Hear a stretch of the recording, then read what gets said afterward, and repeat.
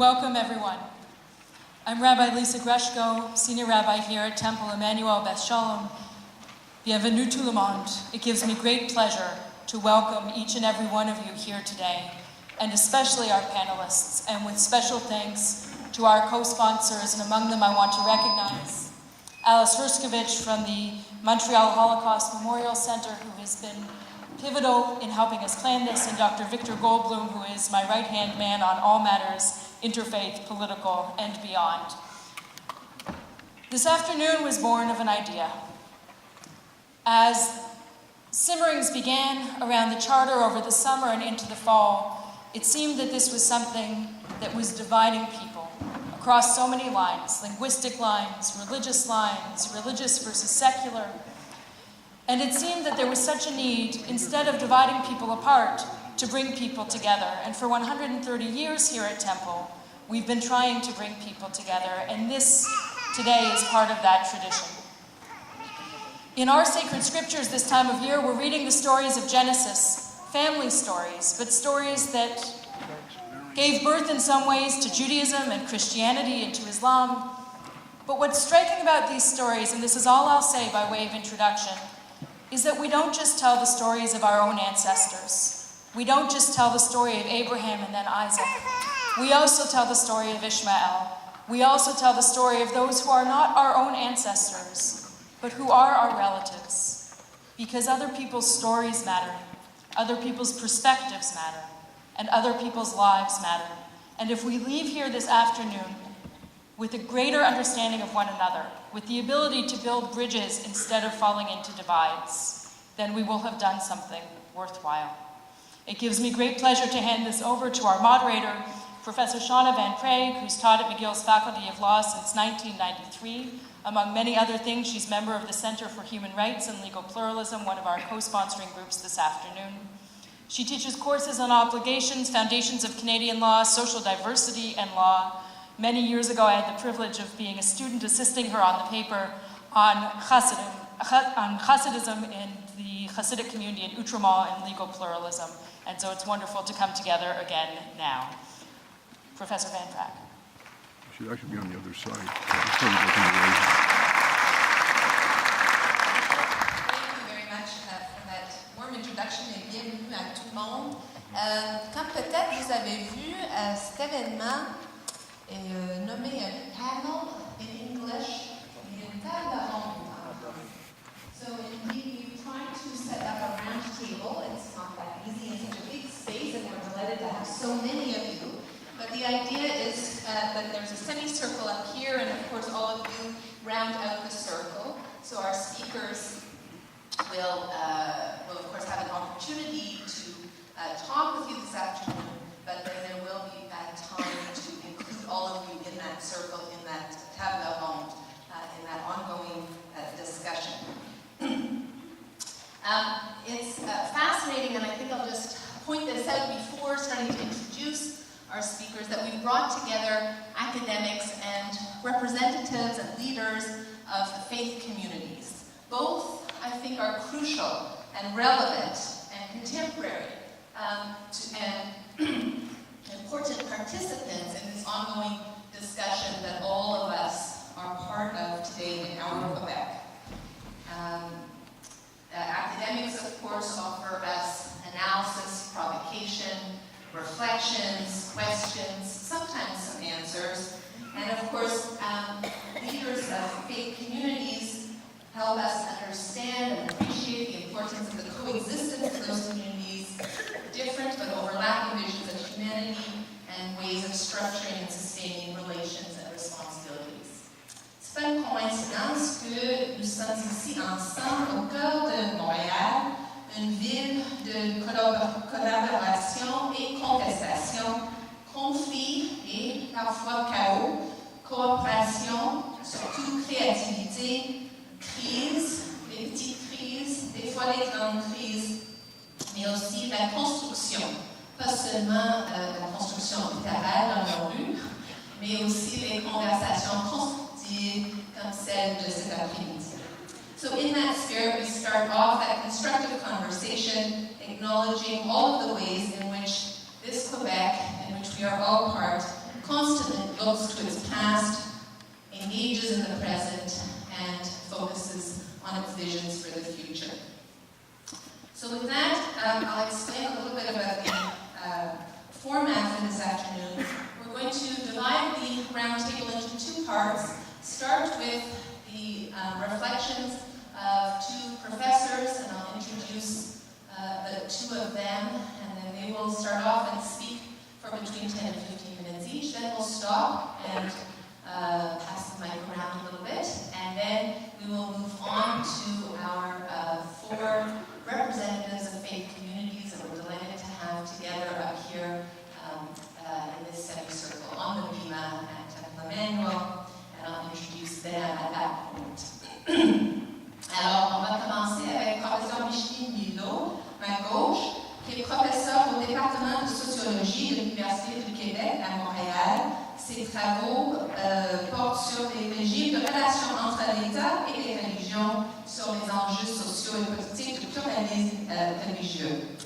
Elle a été lauréate du prix d'excellence en sciences sociales dans la francophonie de la Fondation Mathéi Dogan et octroyée par le Centre national de la recherche scientifique en France en 2008. Et si vous avez eu l'occasion depuis quelques jours de regarder le rapport d'analyse de la Commission des droits de la personne Québec sur les propositions du gouvernement en ce moment à la question de nos valeurs sacrées, vous allez voir que Micheline Milot est citée pour son expertise sur la question de la laïcité et toutes les formes de laïcité au monde. Et puis après, professeur Milot, on va entendre les réflexions of my colleague, Professor Daniel Weinstock, to my right. He's a colleague of mine in the Faculty of Law at McGill University and director of McGill's Institute for Health and Social Policy, and comes to McGill from the département de philosophie à l'Université de Montréal, où il était directeur du Centre de recherche en éthique à l'Université de Montréal pendant longtemps, et il a été membre du comité qui a donné des conseils à la commission Taylor-Bouchard. Alors, professeur Milot. Merci. Je vais parler en français. J'ai l'idée que je veux rapidement exposer, c'est qu'on assiste présentement, je pense, à une espèce d'inversion de l'histoire des idées, et je pense même de l'histoire du Québec et du Canada. La laïcité, peut-être qu'on ne s'en rappelle pas, mais c'est un terme qui est apparu très récemment dans les débats publics et politiques au Québec. La question qu'on peut se poser, c'est est-ce que nous nous trouvons dans un contexte social tel, si problématique, qui est de faire tout à coup proclamer la laïcité ou la neutralité de l'État, comme les États-Unis ou la Turquie ou la France l'ont fait il y a plus de 100 ans ou parfois 150 ans. Je voudrais donc revenir sur quelques éléments historiques rapides pour montrer que la neutralité de l'État et la liberté de religion sont deux éléments fortement inscrits dans nos valeurs depuis des siècles. Alors, on le sait, le droit canadien ne comporte pas de référence explicite à la laïcité, mais ce n'est pas parce que le mot n'existe pas que la réalité n'existe pas. Donc, la Commission des droits de la personne l'a rappelé récemment, l'obligation de neutralité étatique découle très fortement de la protection de la liberté de conscience et de l'égalité, qui sont les deux véritables objectifs et les finalités de la laïcité, dont l'idée a été pensée il y a 3-4 siècles. Au fil de l'histoire, de notre histoire, les jugements des cours ont sans cesse réaffirmé cette obligation de neutralité, tout en rappelant que la liberté de religion était au fond de notre vie politique et que l'État ne pouvait d'aucune façon être un arbitre des dogmes ou des pratiques religieuses. Depuis le XVIIIe siècle, un autre élément important, Les lois constitutionnelles n'ont reconnu aucune Église établie au Québec et au Canada. Les quelques privilèges économiques de l'Église anglicane ont été abolis au début du 19e siècle avec l'accord de cette Église, et l'État n'a pas eu besoin de faire une loi de rupture ou de séparation avec une Église établie, puisque c'était une situation de fait. En France, en 1904, lors des débats sur la préparation de la loi de séparation de 1905, Aristide Briand, qui était un des promoteurs, affirmait déjà que tant au Canada qu'aux États-Unis, cette séparation était déjà chose faite. Bien avant l'adoption des chartes dont on parle beaucoup, en 1953-55, dans l'affaire Chateau-Rolin et d'autres, les juges rappelaient des gens qu'il n'existe pas de religion d'État au Canada et au Québec.